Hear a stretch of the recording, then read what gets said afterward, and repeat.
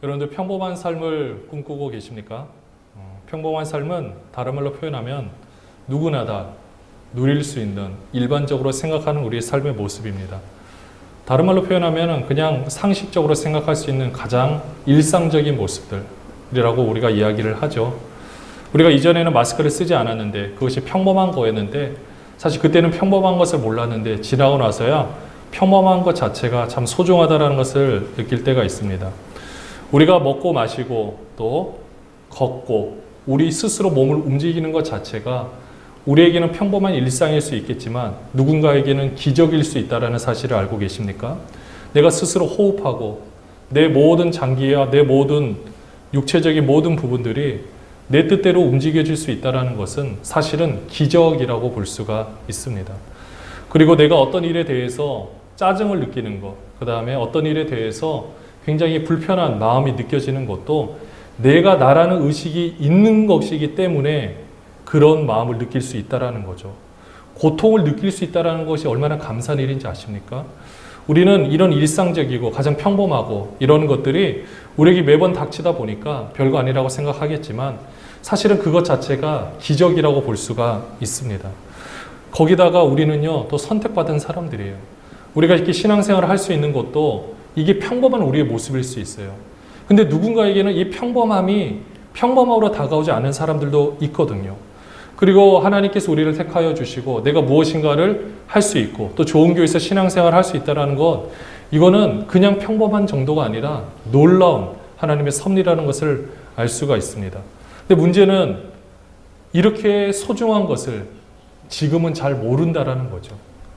지나고 나서야 깨닫는 것이 얼마나 안타까운 일인지 모릅니다.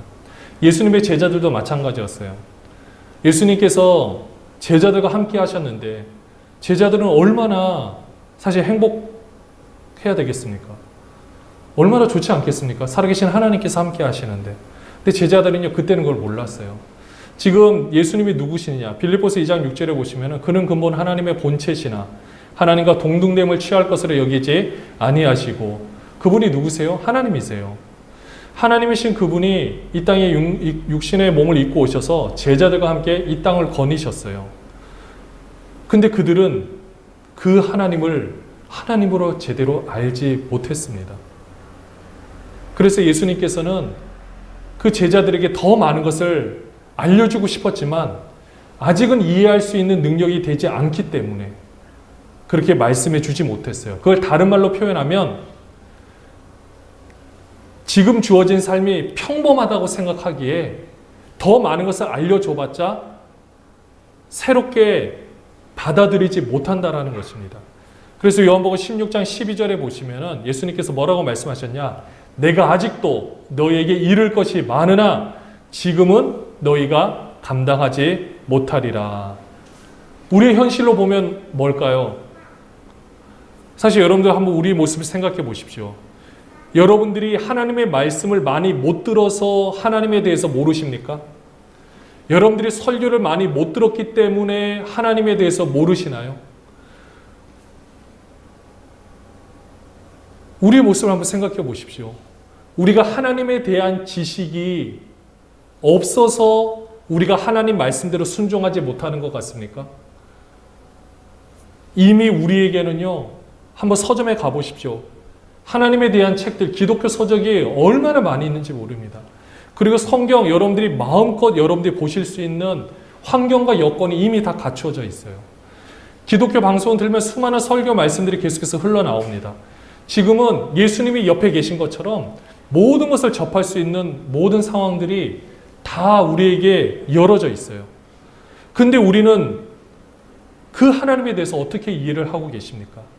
정말로 여러분들 이 순간을 소중하고 정말 귀중하게 여기시면서 살아가십니까? 아니면 평범한 나의 일상이라고 치부하며 그냥 흘러가야 된 나의 삶이라고 생각하십니까? 또는 고통이 너무 커서 그 고통에 집중하다 보니 나의 소중한 것을 다 놓쳐버리고 있지는 않습니까?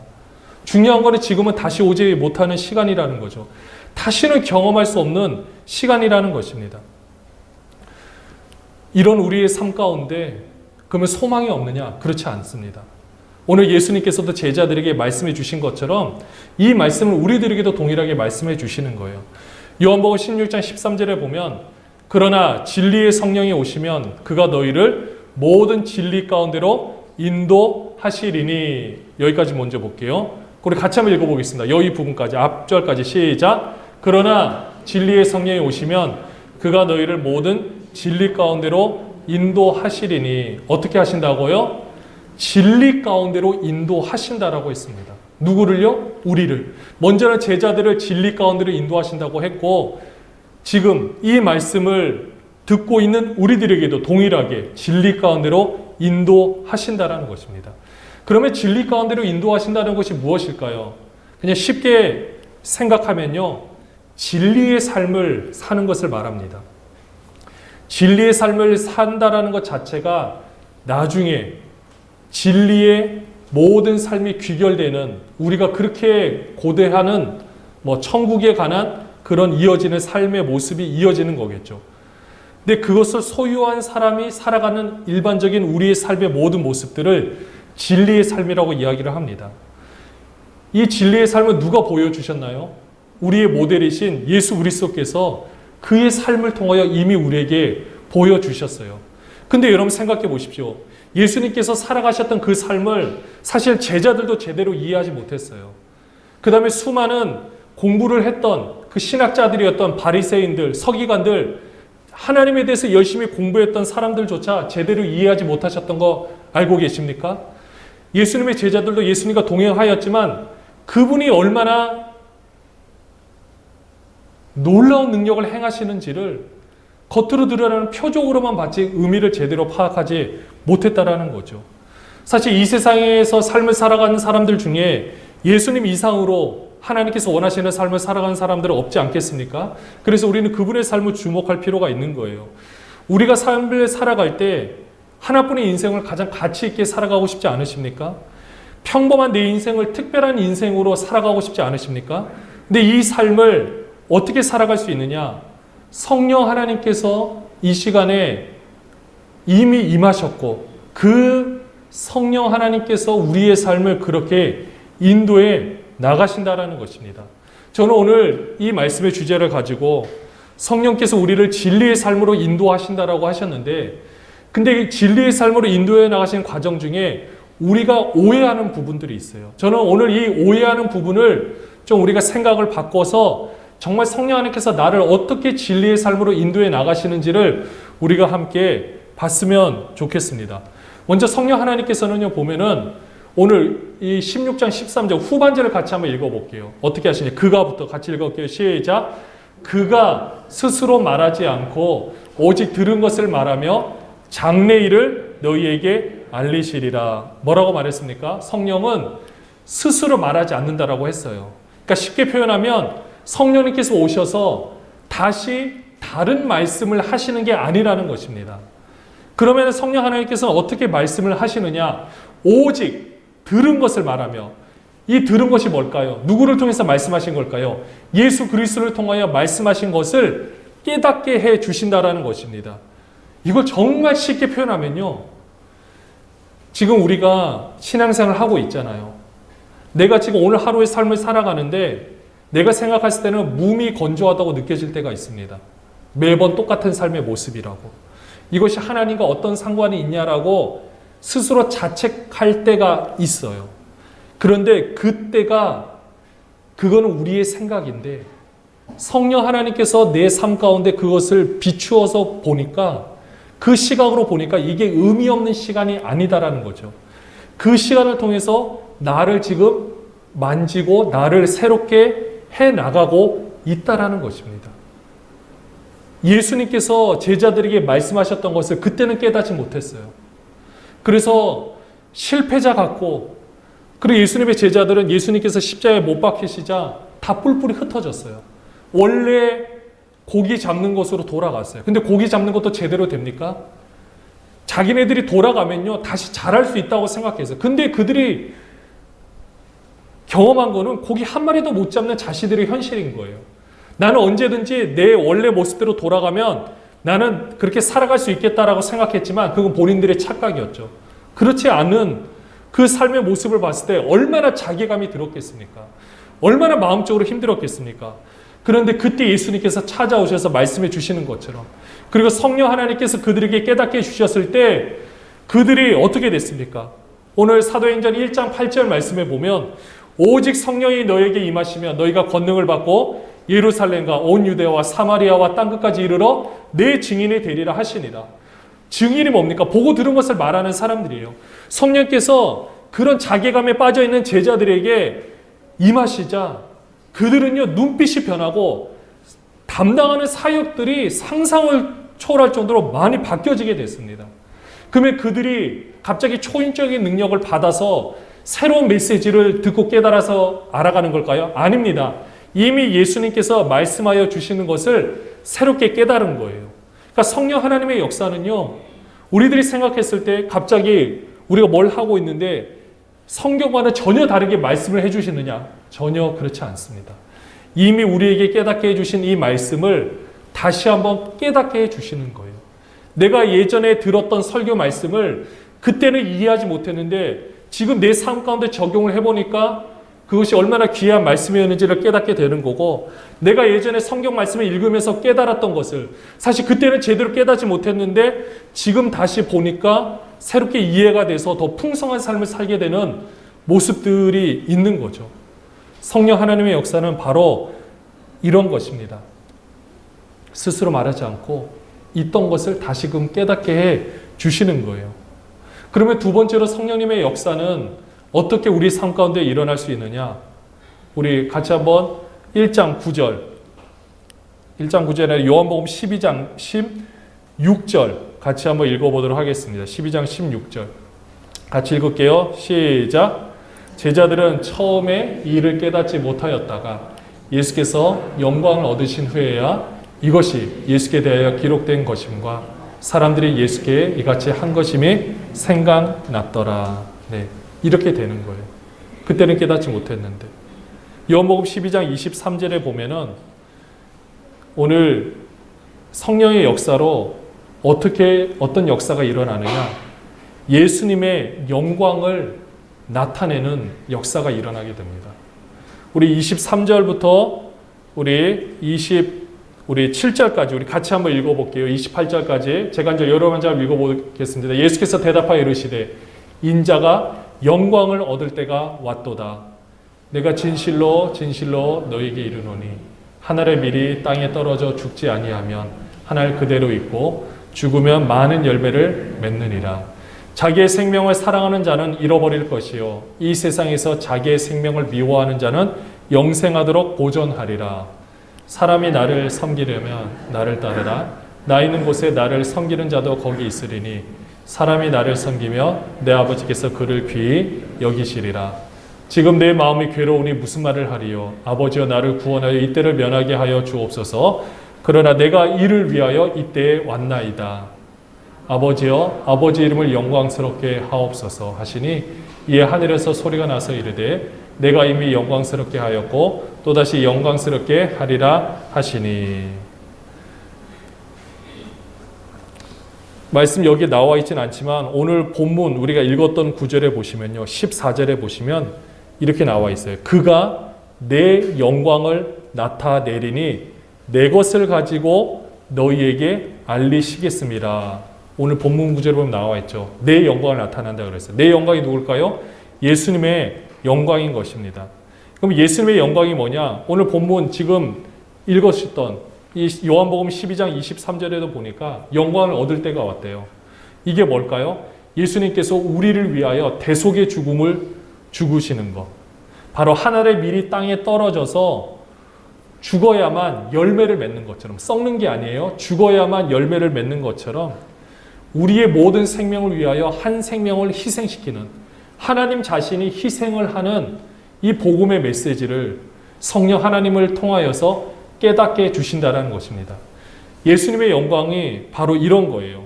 그러면 우리들의 삶 가운데 적용하면 무엇일까요? 우리들의 삶도요, 지금 내가 힘들거나 어렵거나 이것은 나만의 고통에서 끝난다는 것이 아닙니다. 내가 지금 나 한 사람의 힘듦이 누군가를 살리는 힘듦이 될 수 있다는 거죠. 그게 우리의 가정일 수도 있고 또 우리의 친척, 우리의 직장 동료일 수도 있다라는 것입니다. 예수님의 영광이 무엇이겠습니까? 이 땅 가운데서 뭔가 화려하고 뭔가 이루는 그런 영광일까요? 그렇지 않습니다. 성령 하나님께서 오시면은요, 우리는 그것을 통해서 뭔가를 이용하려고 생각할 수 있겠지만 정말 성령님이 우리 안에 오셔서 마음껏 역사를 하시면 내가 남을 위해서 희생하는 그 하나님 아버지의 마음을 내가 품고 우리의 삶 가운데서 내가 더 죽어지는 거죠. 여러분들 하늘의 밀이 땅에서 죽는다라는 것이 얼마나 그 밀의 입장에서는 고통이겠습니까? 자신의 겉에 있는 껍질이 죽어야만 안에 있는 근본 생명이 나오는 것처럼 우리의 삶의 모습에서도 나라는 정말 하나님께서 심겨놓으신 나라는 그 존재, 생명의 원천인 그 존재가 흘러나가기 위해서는 나의 나된 껍질들이 당연히 제거가 되어야 됩니다. 근데 이 작업이 너무 어려운 거예요. 정말 너무 어렵습니다. 이 작업이 그냥 밖에서 일어나면요, 아무 열매도 맺지 못하고 나는 죽는 거예요. 근데 성령 하나님의 그 놀라운 역사, 내 환경 가운데 하나님의 손으로 딱 붙들어진 삶 가운데서 나의 힘듦은요, 나의 생명으로 나타나게 되어 있다는 겁니다. 이게 성령 하나님께서 우리를 인도해 나가시는 방법인 거예요. 그래서 오늘 그 요한복음 12장 그 뒤에 보시면은요, 이렇게 나와 있어요. 31절에 보시면은 이제 이 세상에 대한 심판이 이르렀으니 이 세상의 임금이 쫓겨나리라. 마귀가 쫓겨난다라는 거죠. 어떻게 쫓겨나가는 겁니까? 하나님의 희생, 하나님의 죽음을 통해서, 대속의 죽음을 통해서, 나란 존재가 죽음을 통해서 쫓겨나가는 거예요. 여러분들, 우리가 이 말씀을 정말로 다시 한번 잘 보셔야 됩니다.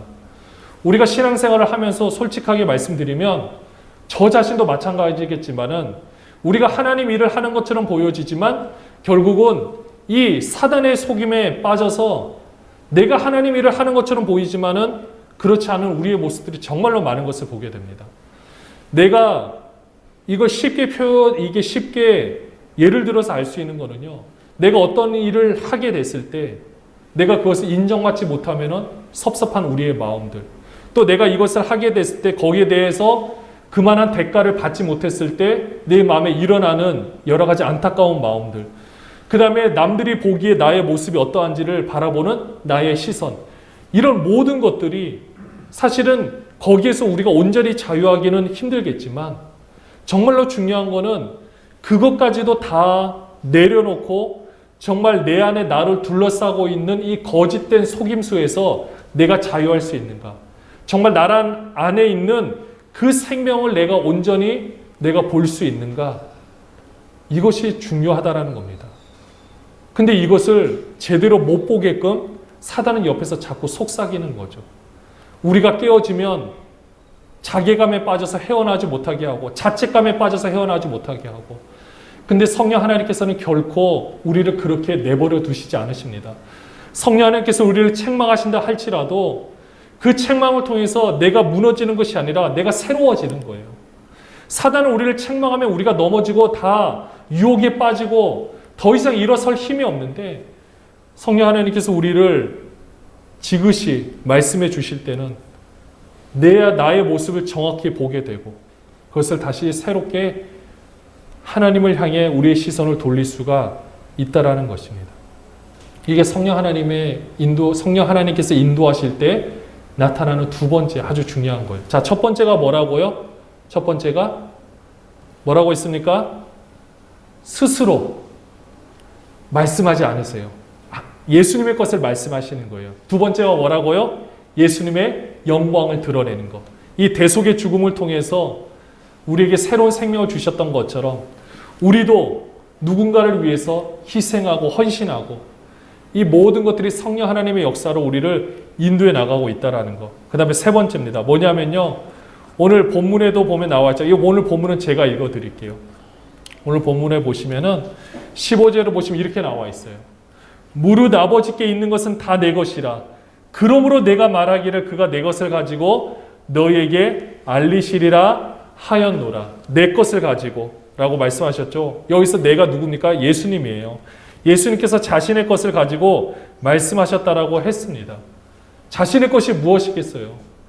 예수님이 가지신 것, 하나님이 가지신 것, 이것을 가지고 이제는 우리 안에서 역사하겠다라는 것입니다.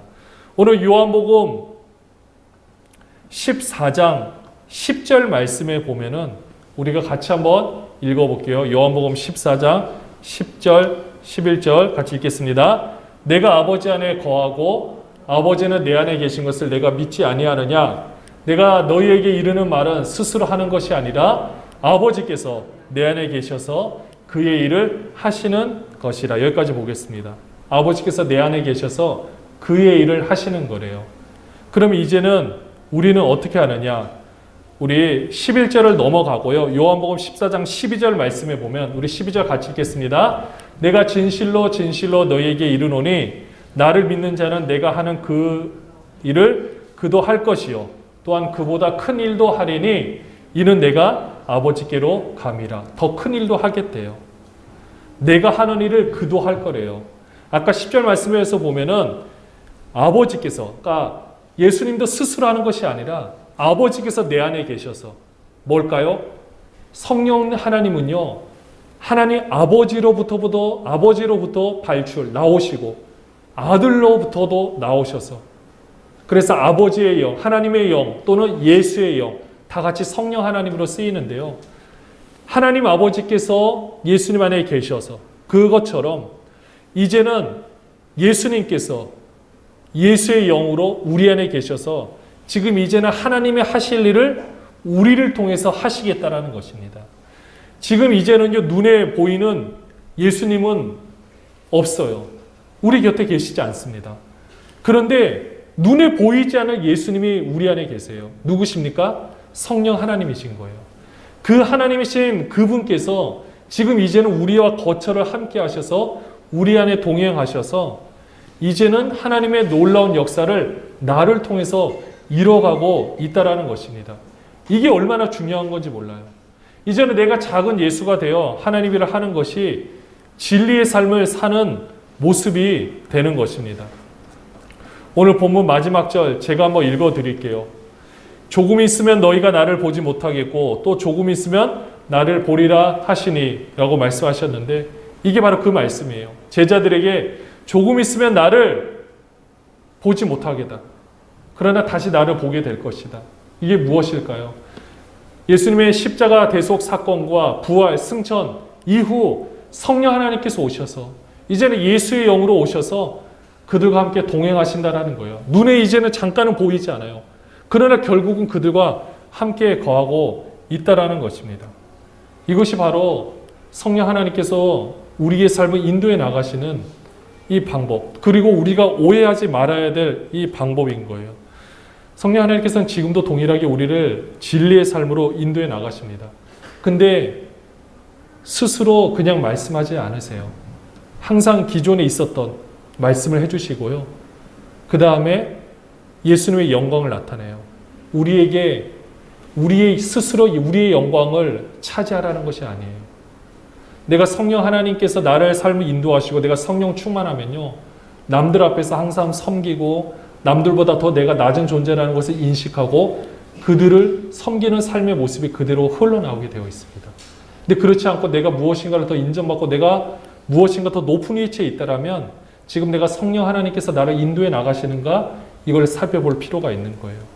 그 다음에 마지막으로 성령 하나님께서는 어떻게 하신다고 했습니까? 우리를 통해 하나님의 일을 나타내시는 거예요. 이 삶을 지금도 하나님께서는 우리를 통해 나타내고 싶어 하십니다. 사실 그래요.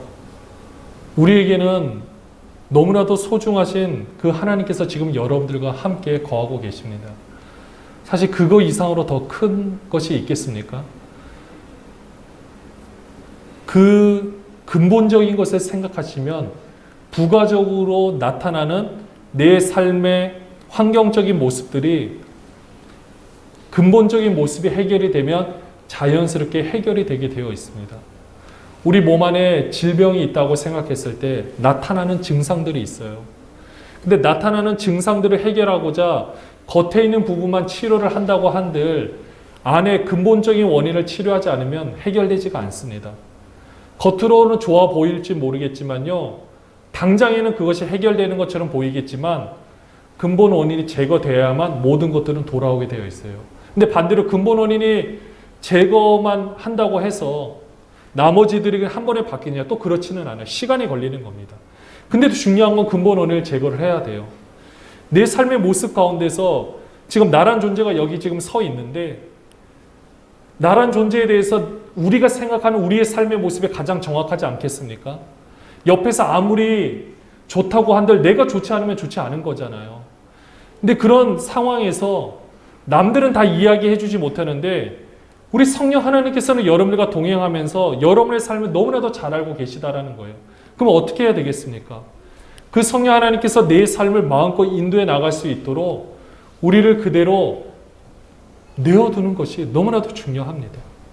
그 하나님의 성령의 역사, 내가 이제까지 깨달았던 하나님의 말씀을 내가 바르게 깨달을 수 있도록 성령 하나님께 도움을 구하시고 또 내가 좀 더 겸손한 자리에서 하나님의 일을 감당할 수 있도록 기도하시고 또 하나님의 일을 나타내 보일 수 있다면 우리의 삶이 얼마나 더 귀하고 복되겠습니까? 우리 모든 분들이 작은 예수가 되어서요. 성령 하나님께서 인도해 나가시는 그 하나님의 일을 하는 귀한 여러분들이 되시기를 소원합니다. 지금도 인도해 나가십니다. 기도하겠습니다.